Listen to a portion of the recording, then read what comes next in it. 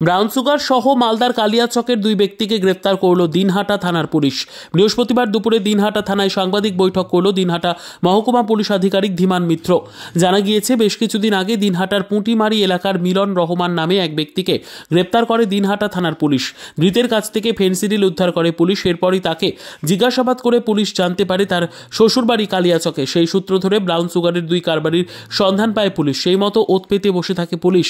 এরপরই গতকাল রাতে দিনহাটা শহরে সেই ব্রাউন সুগার ডেলিভারি করতে আসে কালিয়াচকের দুই বাসিন্দা।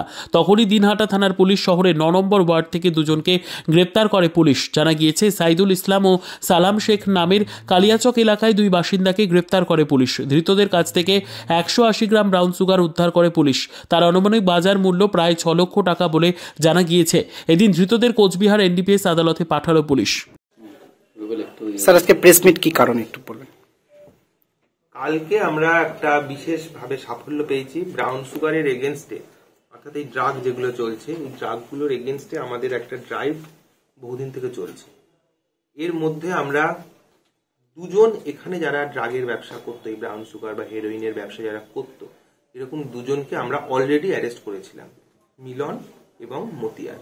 তাদের এগেনস্টে যা এনডিপিএসে আমরা মামলা করেছি এবং তারা এই মুহূর্তে জেল কাস্টাডিতে আছে। তাদের কাছ থেকে আমরা তাদের মোবাইল দেখে এবং তাদেরকে ইন্টারোগেট করে আমরা জানতে পারি এরা যে এই মালটা নিয়ে আসছে মালদার কালিয়াচক থেকে, এবং কারা নিয়ে আসছে সেটাও আমরা ট্র্যাক করতে পারি।